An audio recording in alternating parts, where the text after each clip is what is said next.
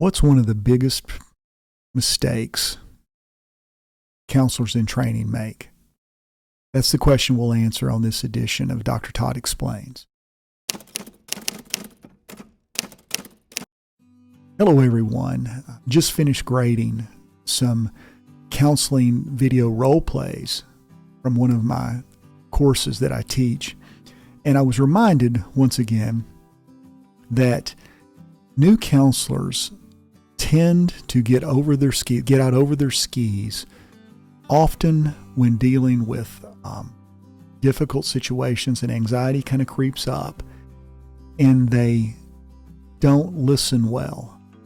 It's almost as though they experience this pain, a pain point of anxiety, and they want to move their care seeker out of that pain and further on. So how do we stop that from happening? Well, there's something called the basic listening sequence that I would recommend.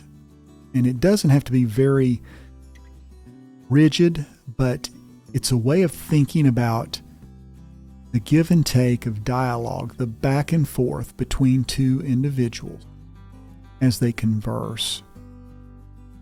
When a counselee comes to you as a counselor, they have a problem, they're wanting to talk. And so it's very important at first to maintain good presence with them. Be with them. These are called attending behaviors. You're not looking at your watch. You're sitting there comfortable but paying attention, leaning slightly forward, that kind of thing. And proper eye contact, those sorts of things. Well, in addition to this attending behavior, you actually will ask what we would call an open invitation to talk. Hey, what brings you in to talk today? That kind of thing. That kind of kicks things off. And then what you'll see is this cycle will unfold per subject, and it'll carry on through the conversation. By the way, you're not doing any techniques other than good listening. But the cycle works something like this. You're sitting there listening, and the person is trying to tell you their story, and you're drawing them out with something called minimal encouragers. Minimal encouragers are little pauses, body language, things you do, things like this, like, oh, really? Wow, okay, go on. Those kind of things. They're just little minimal encouragers that keep the conversation rolling. In addition to the minimal encouragers, as the story unfolds, you need to empathize, which is acknowledging the thoughts and feelings of the other person. So empathy plays a big role in how you interact with them. Wow, that must really be tough. That kind of thing. You're not doing anything other than acknowledging what they're experiencing. And then from there, after acknowledging thoughts and feelings, there's a paraphrase that occurs. Now, a paraphrase is going to differ from the next step, which is called summarization. But a paraphrase is, and I'll explain that in a minute, but a paraphrase is simply giving back to the counselee what he or she gave you in your own words. So it sounds like you were really upset about what happened. Something like that. You're not really interpreting anything. You're not providing meaning of why the person was upset. You're just reflecting back what you think you heard, almost by making empathic guesses, what you heard or what they were thinking. And the idea here is to get them to say, yes, that's me. That's exactly. And then after that's gone on and the subject is starting to sort of draw to an end, at least to what they're talking about, because they're going to talk to you about 3 or 4 different subjects, let's say. These units of thought, I guess.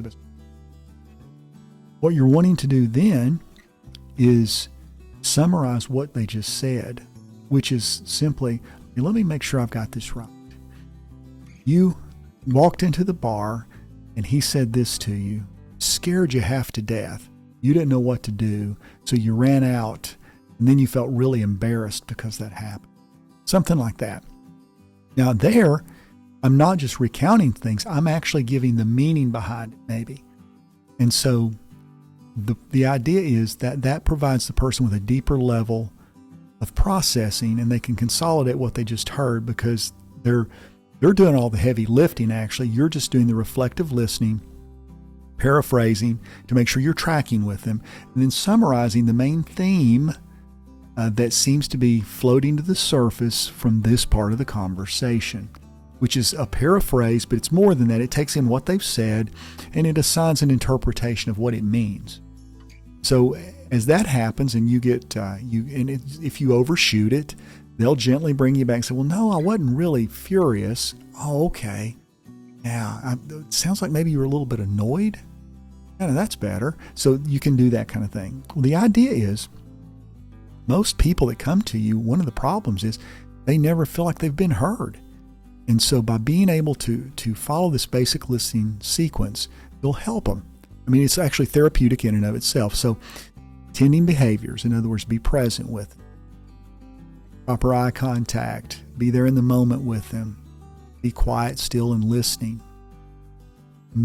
Open invitation to talk. Minimal encouragers to keep the conversation flowing. That's the ahas. "Oh, wow. Yeah," those kind of things.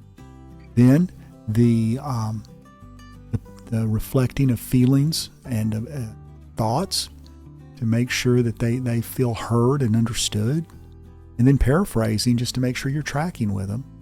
And then when it seems to be coming to an end as far as their treatment of this subject, then summarization, which you provide a summary of everything along with what it means, at least what you think they mean. And then that's where you collaborate to come to a shared meaning of it. If you'll do those things, what you're going to find is you don't have to do any techniques sometimes, and they feel heard and understood and cared for. And that's therapeutic in and of itself. Well, I hope that this video has been helpful. If you have any questions, please leave them in the comments. If you like the work I'm doing here, feel free to subscribe to the channel and hit that like button. And also don't forget to hit the bell notification so you won't miss further videos. God bless. Look forward to seeing you in the next video.